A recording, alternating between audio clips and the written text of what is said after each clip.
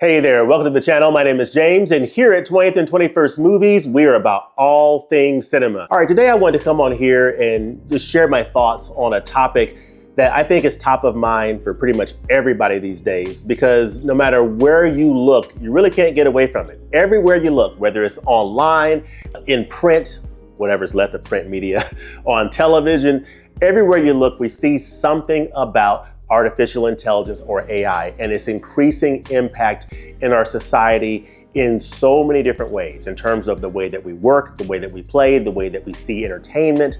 And so I wanted to come on here and talk about AI and its impacts and just get a pulse from the community about how do you feel about it? How do you feel about AI's impacts in the workplace, maybe where you work, but specifically for those of us who are lovers of physical media and movies. There's a lot of very interesting possibilities out there in terms of the increasing impact that AI will have on how movies are made and the movie production workflow. And there's a very interesting article that was recently released from The Hollywood Reporter talking about how an Orson Welles film from 1942, The Magnificent Ambersons, might get a restoration from an AI company backed by Amazon that will artificially restore the lost 43 minutes of this film. So I'll get into that in just a few minutes, but I want to talk about how do you feel about that? How would you feel about AI having that type of an increasing impact on how movies are made or how they're restored? So on the other side of this, we're going to get into it. We're going to talk about AI. We're going to talk about it specifically as physical media collectors and those of us who love movies. How do we feel about the robots taking over the movie business? On the other side of this, let's talk about it. Let's get into it.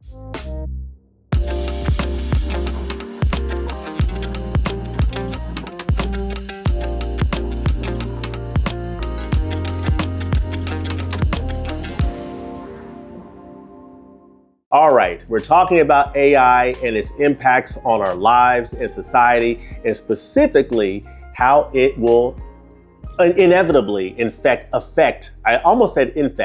how it will inevitably affect the movie business and how movies are made and how movies are put together in the future. You think about all the different areas of work that requires human beings, artificial intelligence will increasingly take over pieces of that. And so it'll be very interesting to see what that looks like in the future. But yeah, as I said, everywhere you look, there are articles out there about artificial intelligence, including this article I just saw just a few minutes ago on my phone from TechCrunch, an online magazine, talking about workers beware of AI work slop. And AI work slop is defined in an article published by the Harvard Business Review. Work slop is AI-generated work content that masquerades as good work, but lacks the substance to meaningfully advance a given task. So that is called work slop. So it's saying beware coworkers who produce AI-generated work slop. So you see articles like that. You also see, of course, this print media from the magazine of the University of Georgia, the Georgia Bulldogs, taking on the Alabama Crimson Tide tonight. This is AI is Everywhere. So this is an article from last year, from spring of last year, on this magazine, advancing UGA research from outer space to ocean depths. So just an article about how AI is being used to advance research. But AI is going to have increasing impacts in ways both known and unknown.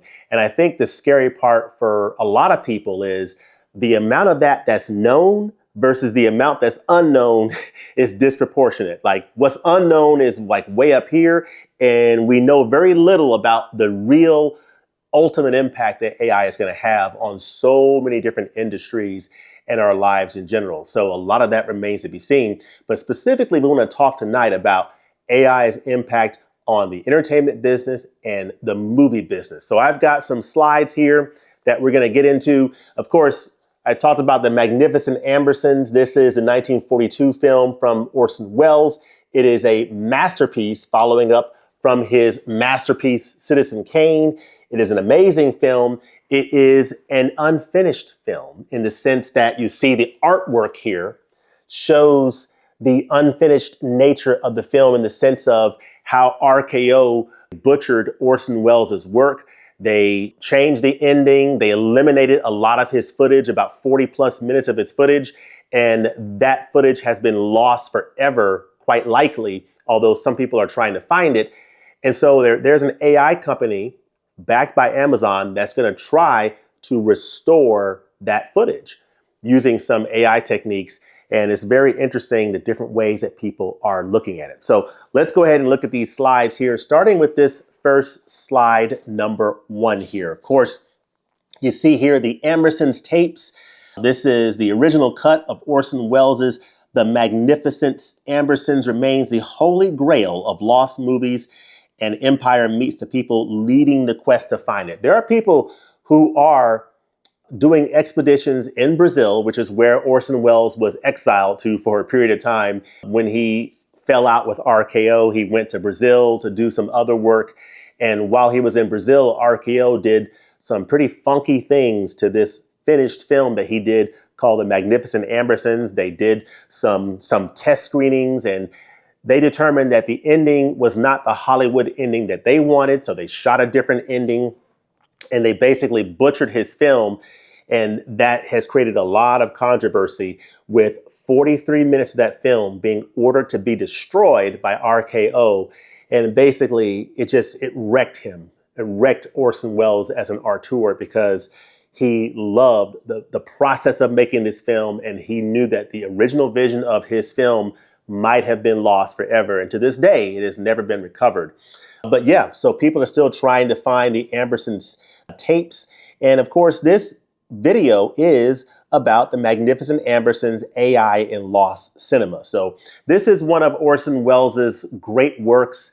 It is got a Criterion Collection edition on Digipack, and it is a fantastic film. I'll go ahead and read the back of the case here. It says, Orson Welles' beautiful nostalgia-suffused second feature, the subject of one of cinema's greatest missing footage tragedies, harks back to turn of the 20th century Indianapolis, chronicling the inexorable decline of the fortunes of an affluent family, adapted from an acclaimed Booth Tarkington novel, and featuring restlessly inventive camera work and powerful performances from a cast including Joseph Cotten, Tim Holt, and Agnes Moorehead.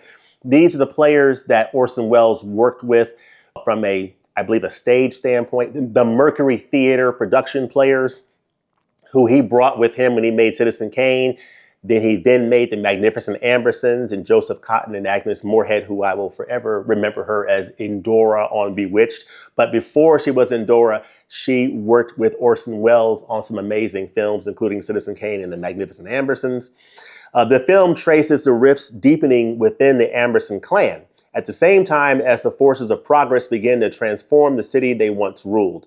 Though RKO excised over 40 minutes of footage now lost to history and added an incongruously upbeat ending, The Magnificent Ambersons is an emotionally rich family saga and a masterful elegy for a bygone chapter of American life.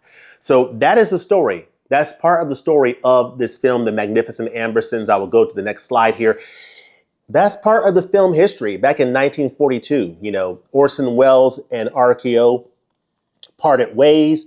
Orson Welles went to Brazil, and while Orson Welles was in Brazil, RKO was up to no good with his film. And so, you see to the far right, The Magnificent Ambersons was written and directed by Orson Welles, and it's based on a novel by Booth Tarkington. And his follow-up to Citizen Kane will forever remain one of the great what-ifs movies.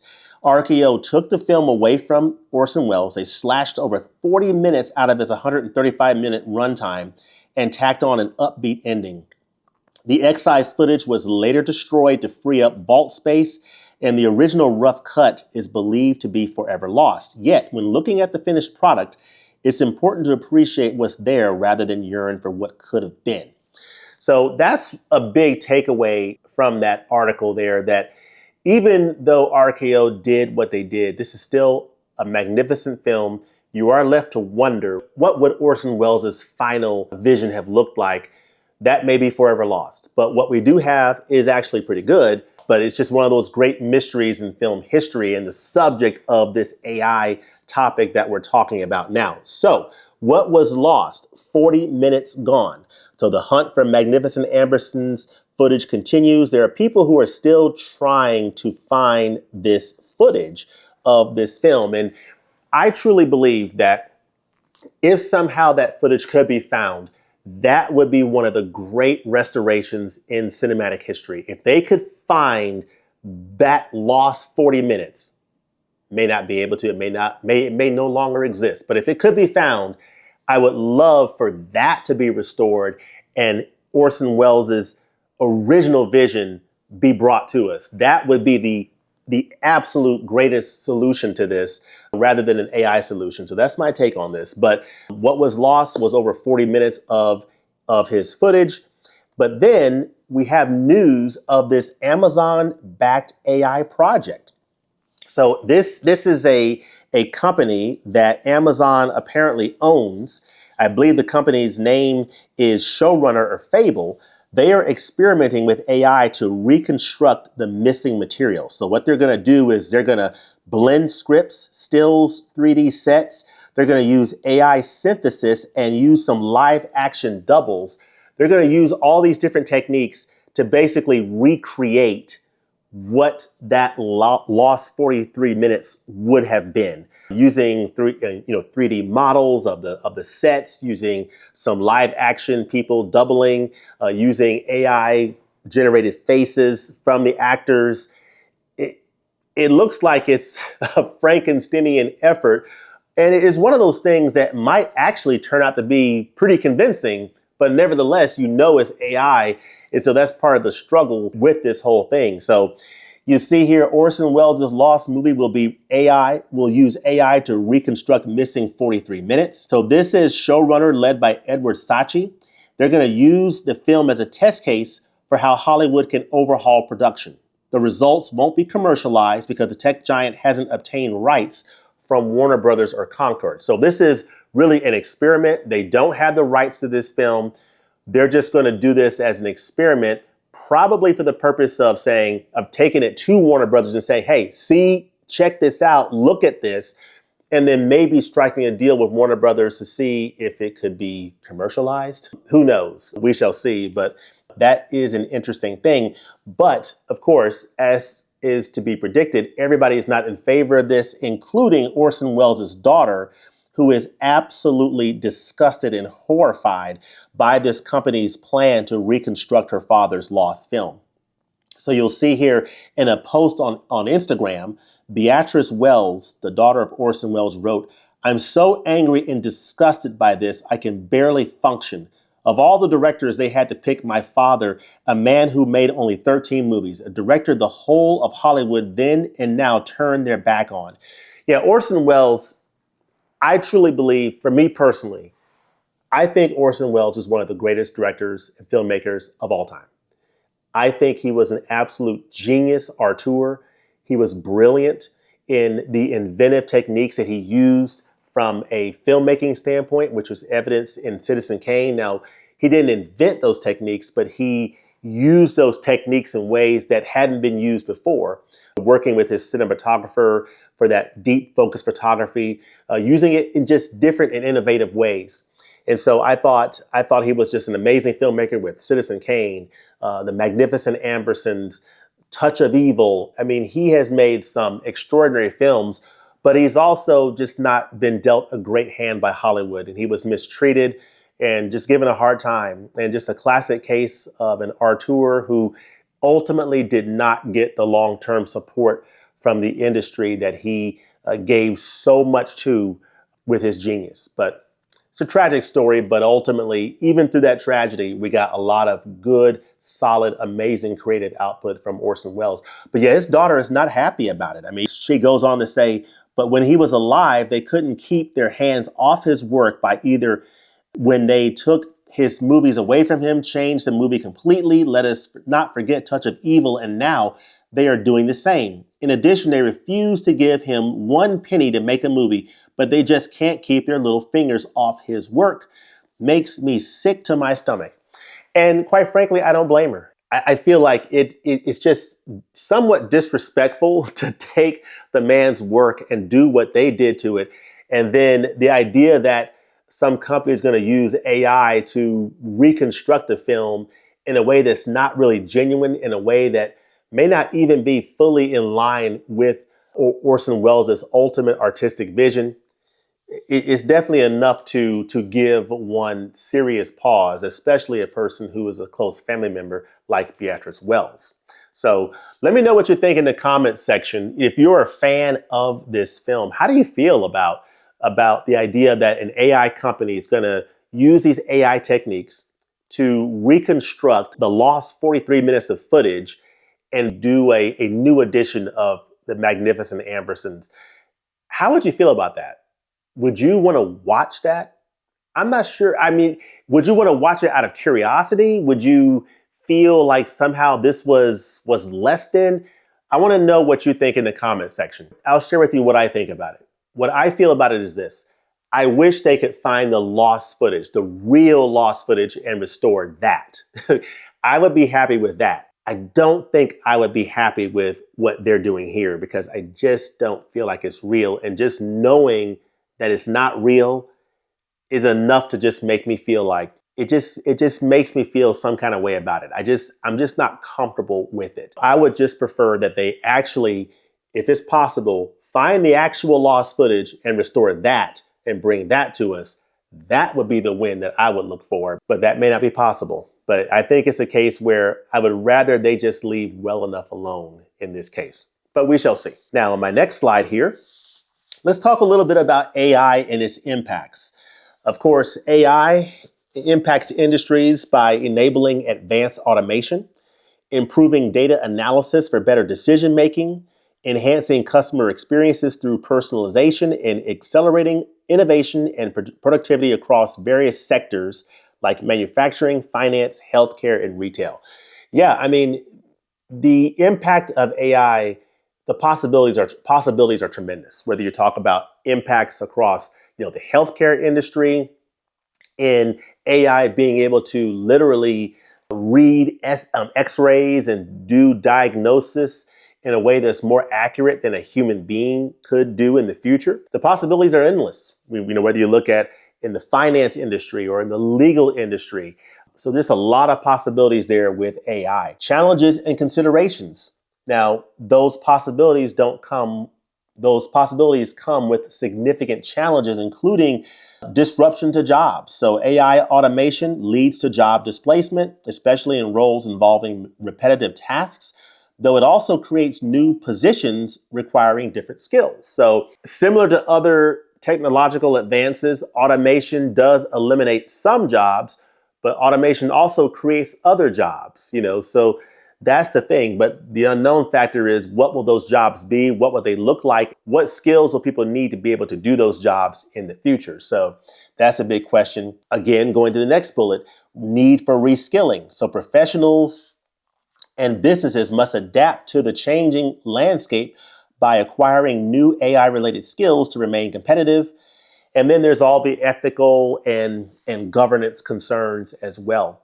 And then, of course, over to the far right here, there are broader business benefits to AI based upon increased efficiency and productivity, improved decision-making, cost reduction, and enhanced customer experiences. So AI is a loaded topic. There's a lot of possibilities that scares people in terms of how it could impact their jobs.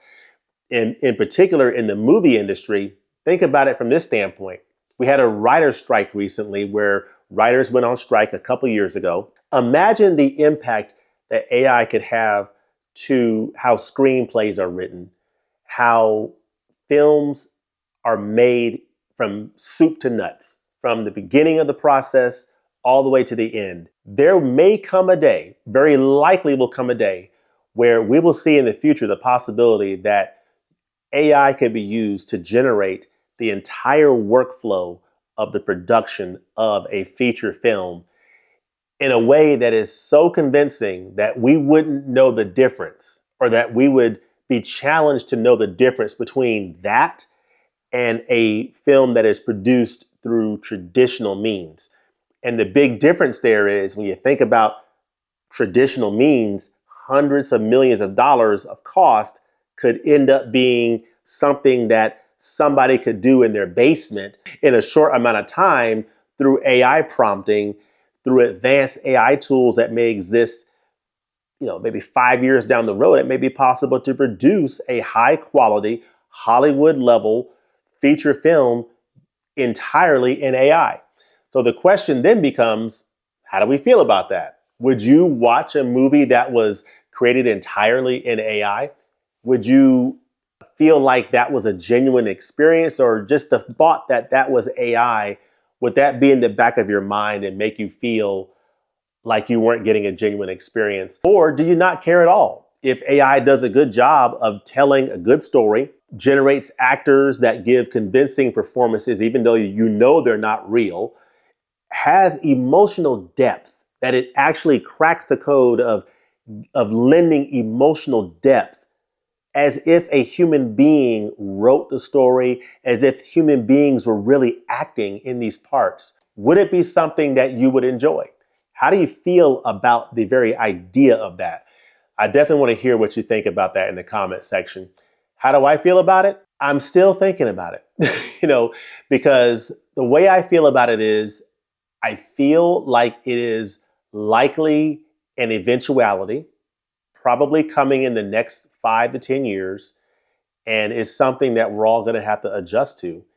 And I think over time, it's going to be interesting to see what that product looks like, what it's going to mean to people across the entire filmmaking industry. And I think we're all going to have to take time to process what that means in terms of how entertainment is produced, what entertainment we want to see, and how we feel about it. And just as the classic saying goes, are you entertained? Because if AI can answer that question with yes, maybe it's something we'll all adapt to. As we sit here right now, the very thought of that's very scary, but who knows where we'll be in 5 to 10 years. So I think the jury is out on that, at least as far as I'm concerned. But definitely drop a comment and let me know what you think. All right, next slide here.